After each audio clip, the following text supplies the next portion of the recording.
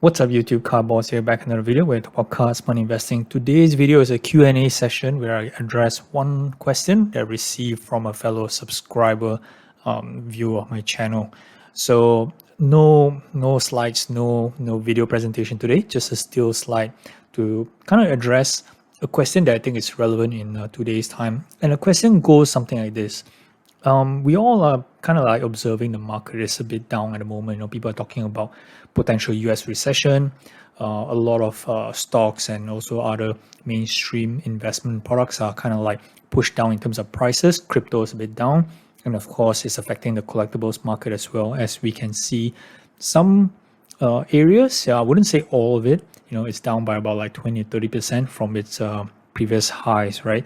So it presents a lot of buying opportunities to some people, but of course there are some conservative people who are actually conserving cash at the moment, right? So there's nothing wrong with that. But assuming that you kind of got your life all settled, you have all your money set aside for rainy days, and you have a job, steady job with steady income, and what you have to invest in cards, be it sports cards, F1 or Marvel, is truly your disposable income, and you're just deciding on what's the best strategy to attack this going down prices. And the question I received was, looking at some of the cards that has gone down, especially the bigger ones, you're talking about like 20-30%.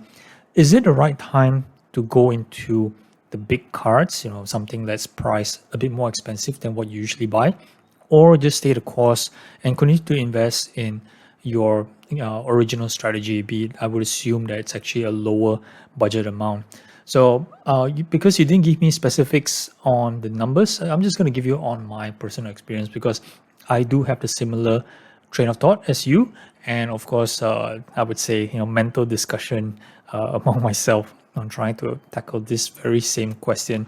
So for me personally, my sweet spot in terms of investing is something that's between $500 to $1,000. So previously, when I first started out investing, I was looking at the stuff that's between 200 to 500, and that's within my acceptable range, because it's not that I couldn't afford to buy a $1,000 card back then or a $2,000 card back then. It's because I would think that a bigger card presents a larger holding risk, right? So even if that card had a very big potential, let's say from $2,000 to go up to, let's say, $3,000, buying a card that has, let's say $500 has a similar potential to go up to $750. It's the same growth rate, no doubt. It's much easier to flip one card than multiple cards. So I understand all of that, but definitely the risk of holding a larger card is much greater than holding a smaller card. Again, depending on the card itself, depending on the player, depending on the market situation we're in as well.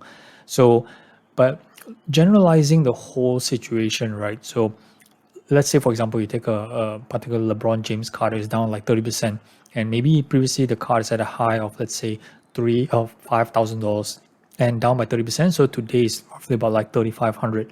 So normally, let's say in my position whereby I'm still investing in cards where between $500 to $1,000, do I suddenly just take the plunge and go in and buy a $3,500 LeBron James card? But bear in mind, right?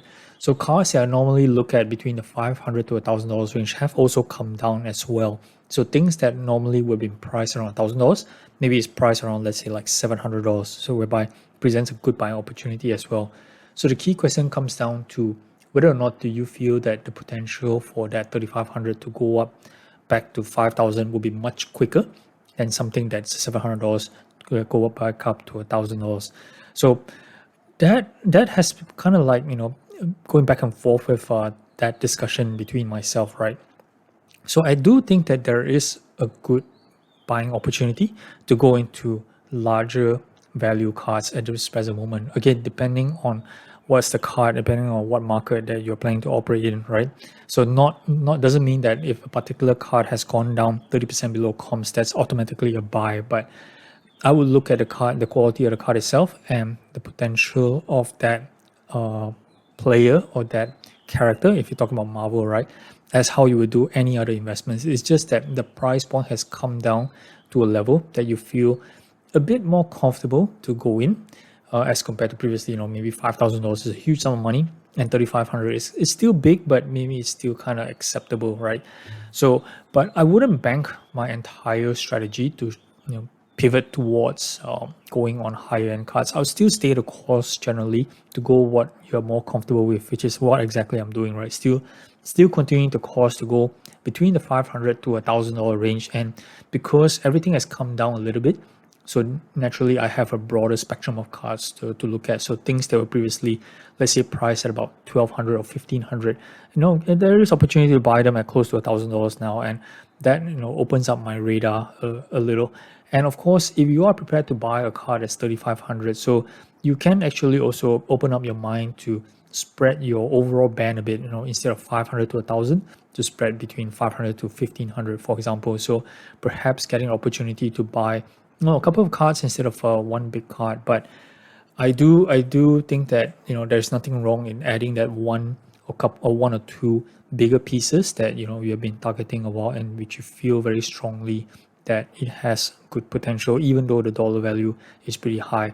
My personal example is I'm actually looking for a Michael Jordan autograph card in a BGS or a PSA holder that's potentially higher grade. Haven't really pinpoint on what exactly that I want, as long that it's on card auto, decent grades, nice photo, not necessarily serial number. So I've been looking around a couple because I think that there is some buying opportunity to pick up one of these at a decent price. Prices for these Jordan autos didn't really come down that much, but because there is some pressure to sell into the market at the moment, looking at looming recession, people talk about inflation, everybody's financial situation is different, right? So, and the motivation to sell their collection or sell their cards is different from one person to the other.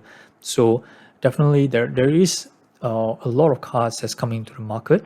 I can see from Goldin, as you can see from PWCC as well, lots and lots of new inventory that's coming in.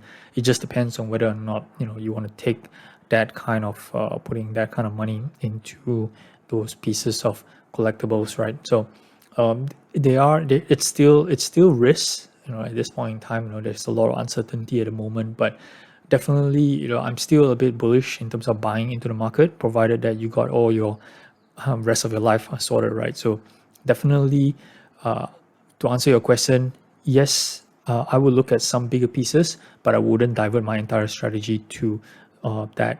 So if, let's say, you set aside a $10,000 buying budget, no, it's okay to set aside a third, to go into one big card and still move 2/3 into your regular strategy, into buying, I wouldn't say lower end cards, but cards that's within your original acceptable price range, right? And that's exactly what I'm doing. And I think this is a good working strategy moving forward while we navigate through this uncertain times in terms of the collectible space. All right, that's all I have for today. Hope this Q&A was informative to you. Do like and subscribe, and follow me for future content. Thanks guys for watching. Cowboys out.